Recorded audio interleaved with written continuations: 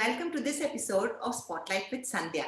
Today's episode focuses on Karnataka and in Bengaluru in particular, and the management or the lack of management of the COVID 19 response here. I'm asking these questions as a taxpayer, and it doesn't matter to me which political party is running the government now. True, this is a very unprecedented situation and fear stalks the whole world. But if New York, London, and our very own Mumbai could get a grip on it, why can't we? We are, after all, the technology capital of India. Let's look at these numbers now.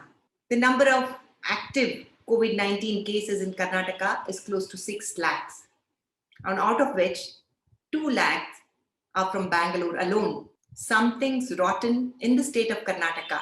There's no doubt about it. I'm going to be addressing these specific issues in this show today. Is there any governance happening in this state? Has there been any planning at all? Where is the famed and very rich IT sector during this pandemic? Why has Karnataka become worse than UP and Bihar, with lawmakers becoming lawbreakers and encouraging their followers to do the same? To discuss these questions, I have here on the show with me today Mr. K. Jayaraj, a veteran IAS officer. He's been with the World Bank and he's retired as the Additional Chief Secretary of Karnataka. He's held several important portfolios here as secretary in many important departments. But most important and relevant to us today is that he's had 2 terms as the commissioner of the BBMP. Welcome to the show, Mr. Jayaraj.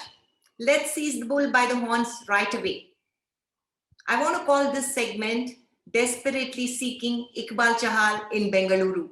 Everybody's been talking about the great progress being made in Mumbai under the guidance of its municipal commissioner. Can we find an equivalent here in Bengaluru? I'm not saying that there is a lack of competent officers here, but the general feeling is that the government has weakened the bureaucracy, diluted its integrity, and now we're left with no one with a spine. Look at the game of musical chairs that's happened in BBMP. Second, look at the way the MLAs and MPs have been barging into BBMP war rooms and taking law into their own hands. Do these officers feel that they have the freedom to act as they should? Can we discuss these questions, Mr. Jayaraj?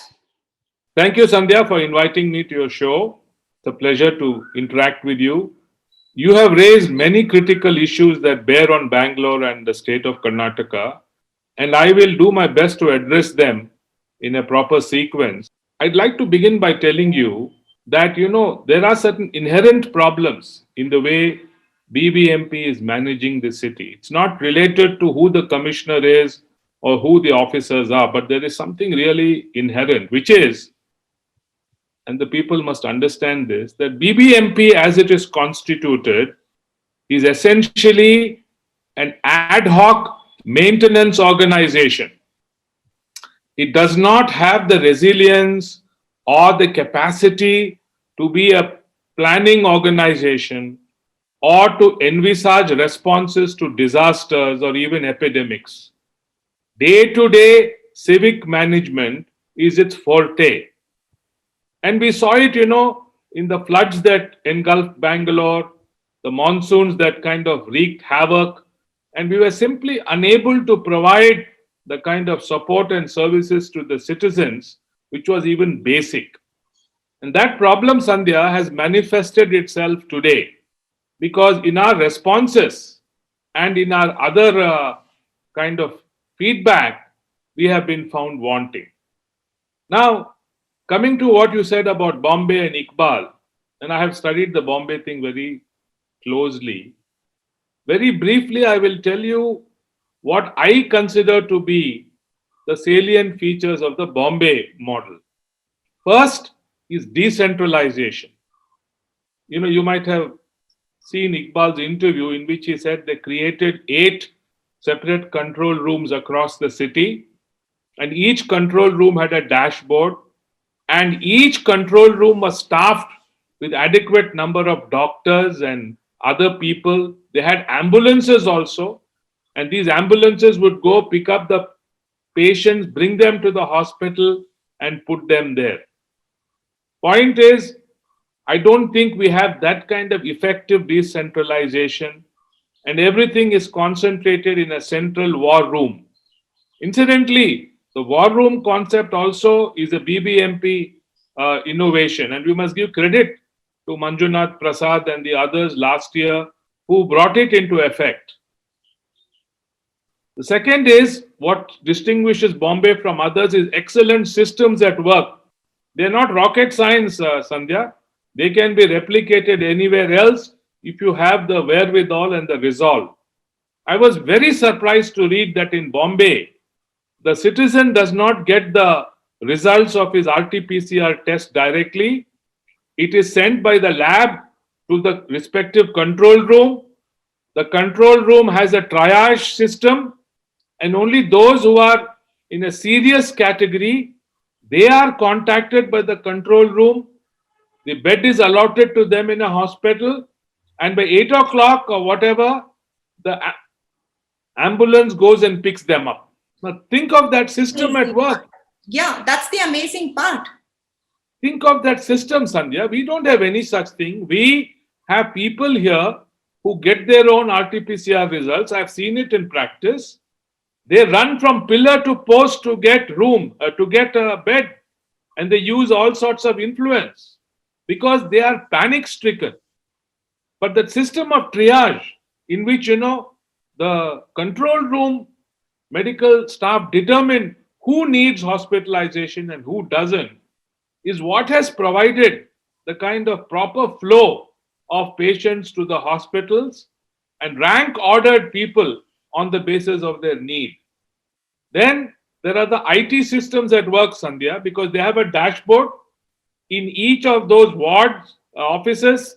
The dashboard says how many hospitals, what are the rooms, why they are there, and how it has to be filled up. Okay, we don't, to the best of my knowledge, we don't have such a dashboard at the control room level, and if it does exist, it's not working effectively. Fourthly, and this is very important, Sandhya, I heard Iqbal say that along with the hospitals, the Bombay Municipal Corporation has a partnership in which the hospitals have given up 75% of their beds to the Bombay Municipal Corporation willingly at a particular price, and the allotment is done by the Bombay Municipal Corporation without any resistance from the hospitals. And another point I wanted to make was that from what he said, there are no flouting of the rules. No Netaji says, do as I say. And this is what you heard, that some of our MLAs are circumventing the process in Bangalore. They are allotting the beds instead of the BMP control room here. I have not heard any such thing in Bombay. At least nothing has come to my knowledge. And finally, what works in Bombay are the excellent results. There is that scare and the gloom has now gone, and it has been replaced by very good acceptance from the public. Now, Sandhya, of relevance to Bangalore, I ask myself the question, what is it in Bombay that they have done which we have not been able to do? Okay. And again, without going into any personalities, who did that, who didn't do it, one is resolute leadership. I was amazed when Iqbal said that the day he joined, they had a 5-hour meeting of all functionaries, and next morning, he went around the Dharavi slum, which was the epicenter of last year's attack, and he spent 1 hour with the COVID victims in the ICU, and he led by example. And because he led by example, all the others followed suit, and therefore, there was a mass movement on the part of the administration to what he described, chase out the virus. I like that phrase, chase the virus. Now, obviously, in his saying all that, he has left out the seamy side. There must have been a lot of pressure on him. There must have been leg pulling, etc., which is germane to our system. But I liked his confidence. I liked his leadership resolution. And I fervently hope that in Bangalore, such a leadership can come. But if a leadership has to come, Sandhya, there are a couple of things that have to be very important. And I'm saying it on the basis of my experience. One is that the BBMP must have the autonomy to take decisions. Like Iqbal had the autonomy to take his decisions. One of the decisions he took was to hire young graduates, those out of medical college, at 50,000 rupees per person per month, put them in the control room and give them free boarding and lodging in all the five-star hotels in Bombay. I don't think I could have done it even if I were BBMP commissioner, because here there are so many constraints, there are so many processes involved in getting approvals that it is, I mean, what he did is really out of the box. Secondly, Sandhya, the Bombay Municipal Corporation has extraordinary resources. Because, for the control rooms itself, he hired 720 doctors. And they created all these jumbo centers all over the city with a capacity of 8,000 or 10,000. All that came from the coffers of the Bombay Municipal Corporation. And from my limited understanding, BMP, that is our Bangalore Municipal Corporation, does not have the resources. They have to depend on the government. And the most important thing, and I emphasize it, is from what he said, he had the total political backing of the Chief Minister and of the others concerned with the Bombay political elite. Now, I want to also correct one feeling in you. We have excellent officers. Don't for a moment think that there is something in Bombay that we don't have here. No, Gaurav? I said that. I said we do have excellent officers, but do they have the power to act? Correct. I'm saying editorially. When I say Yes. you, I mean the public. Yeah. Gaurav Gupta, for instance, is an outstanding officer. He's worked with me when I was commissioner. He was my number 2. There are others also who are equally good, competent, capable, but they must have a free hand. They must exercise the autonomy required in this kind of a very tough and troubling environment. And if they do it, Sandhya, if they put these processes and systems in play, Bangalore can even surpass Bombay, because we have the capability, we have the resilience. All we need to do is to put our shoulder to the wheel and get a good system going, and the politicians should keep up. I mean, the incident, in which these guys went and barged into the control room and raised a shindig and then, labeled and catcalled some 16 or 17 people, that made me very depressed. Because who is going to work with enthusiasm when you have this kind of an adversarial environment?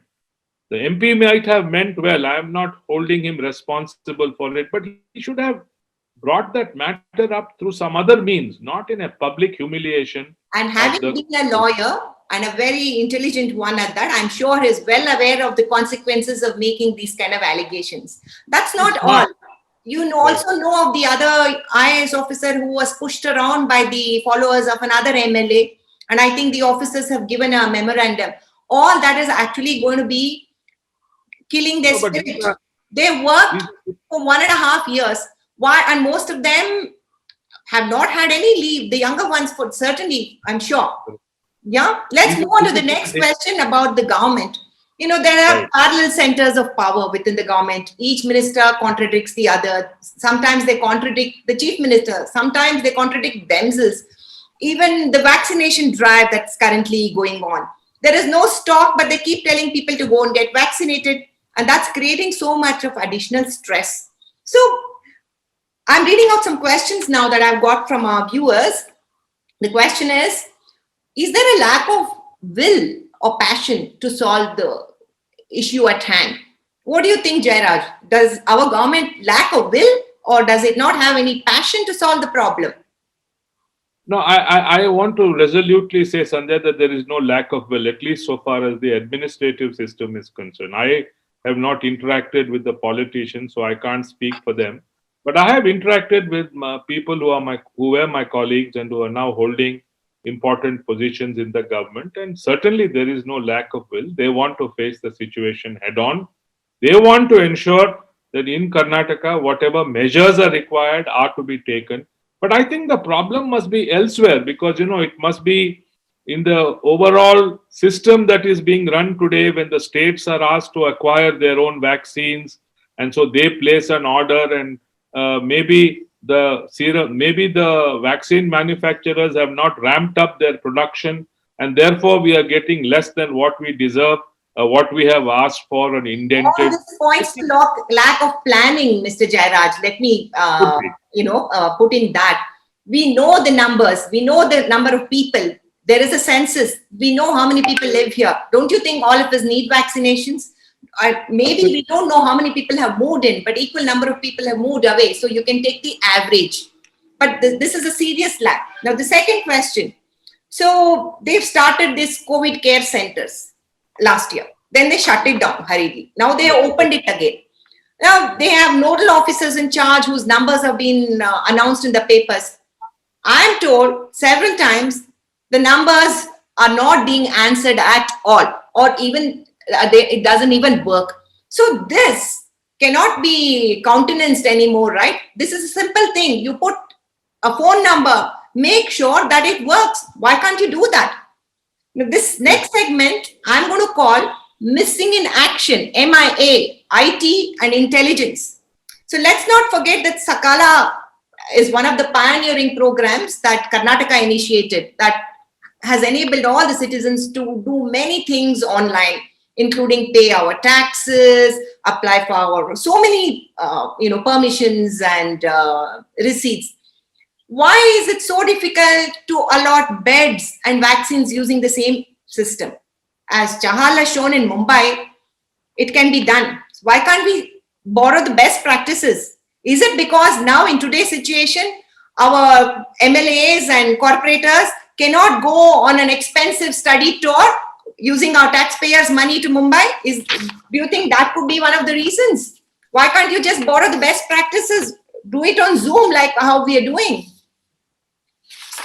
What really gets to me is that we are the IT capital of the country. We are the fourth largest technology cluster in the world after Silicon Valley, Boston, and London. So where are our famed innovators and tech billionaires? Like you said, Bombay is rich and BBMP is not. And let's not get into why it's not in the current, in today's discussion. However, there are 7,500 millionaires and counting, and 10 billionaires in the city. Why have we not heard from them, you think, Mr. Jairaj? Why haven't they got their companies to offer their best brains, set up centers, donate oxygen? Ola yesterday launched a very good service of door delivery and refills of oxygen. A couple of days ago, the private hospitals got a big data company to help create a Search My Beds app. But what is the use of it when there are no beds at all available? Parallelly, Airbnb and our own homegrown companies had similar things. Why can't we just go to them and ask them to lend their software in times like this? We are the startup capital. We have so many unicorns, 25,000 IT companies, 7,500 startups. They attracted $50 billion venture capital over the last 10 years. But when our Indian Institute of Science developed a testing kit, when it developed an experimental drug, it did not receive funding from the government or the startup ecosystem. Why do you think this is happening, Mr. Jairaj? For two reasons, Sandhya, or three reasons. One, as I began by saying, our conversation, there is no planning in our system, whether it's public or private. Second, Sandhya, very important where you come in, is there is no partnership. There is no partnership between the public domain and the private domain. And the private sector is always speaking at government. not speaking with government, and vice versa. Government must also be speaking at private sector. It's time that there is a regular, genuine partnership. And the third, Sandhya, very important, is that the private sector. You said there are 10 tech billionaires in Bangalore. They must now come forward and take an active role in alleviating this problem. Let me explain, because you asked a number of very relevant questions. I was in the government when Sakala was launched. And incidentally, Sandhya, Sakala was launched because of the initiative and foresight of our Chief Minister then, Sadanand Gowda, and the law minister, Mr. Suresh Kumar. The bureaucracy became willing partners because of their drive and initiative. And Sakala, to my mind, was a great success because it delivered public services, as you said, to the people at the designated time. Of course, it might have had its own weaknesses and so on. That kind of a Sakala approach is what we require now to tackle COVID, and it is possible. We have done it in the past.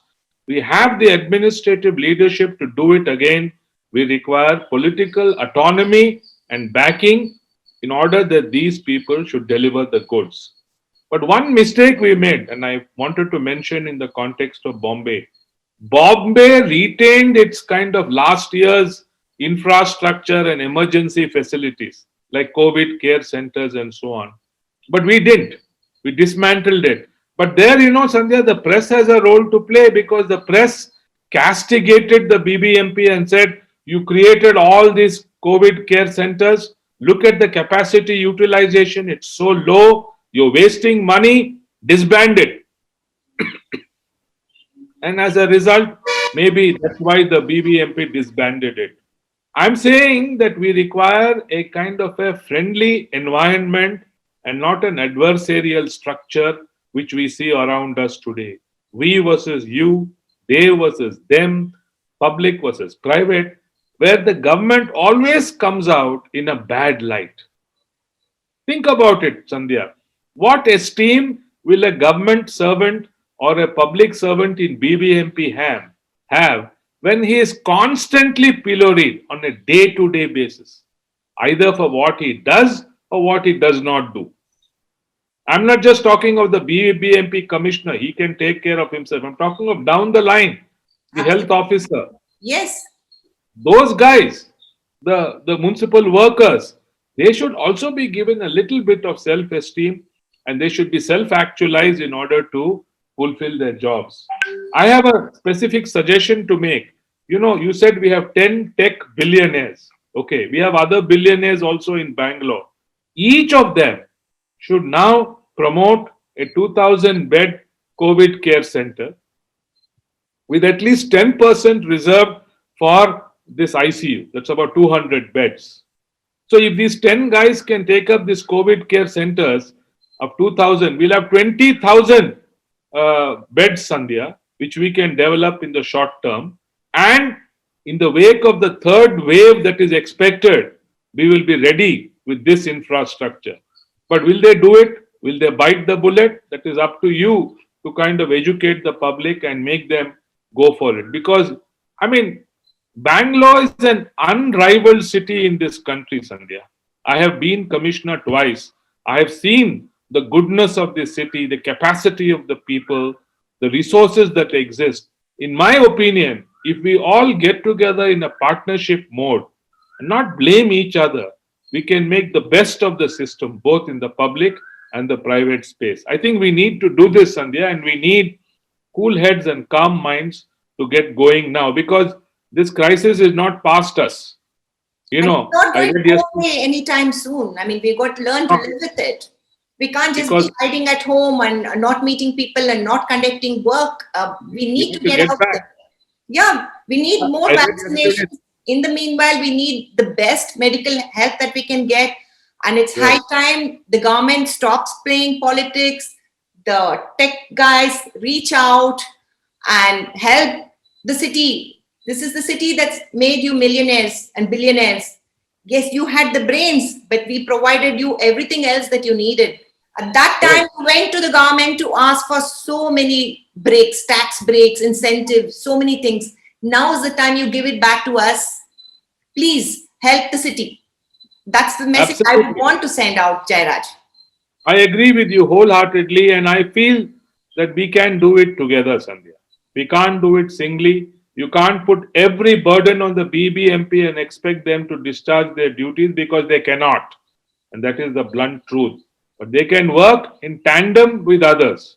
And if we all do it, and we have good political leadership today, there is no absence, there is no substitute to good political leadership. Somebody should call the shot, somebody should show the vision, somebody should unite all of us.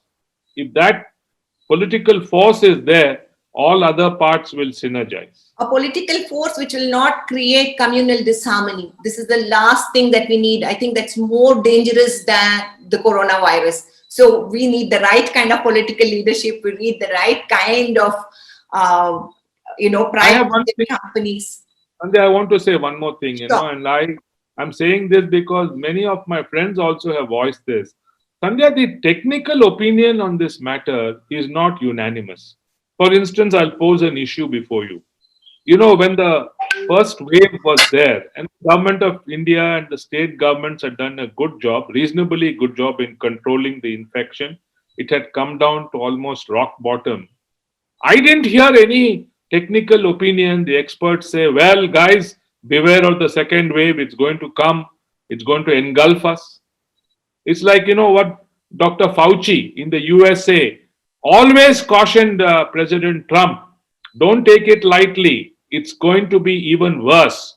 I didn't hear any voice similar to that speak here. Oh, Yeah, I'm just saying.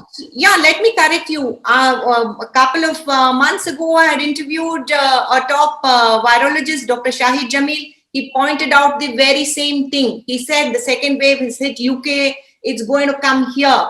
Be on guard. Don't let down your guard. But did the government listen to these people? Did we listen to them? I'm not saying only the government is at wrong. We are also equally at fault because we felt things had been relaxed by the government and we could also be relaxed. But now it's come back to bite us. Let's be on guard and let's make the most of the situation and stop the blame game, but work together.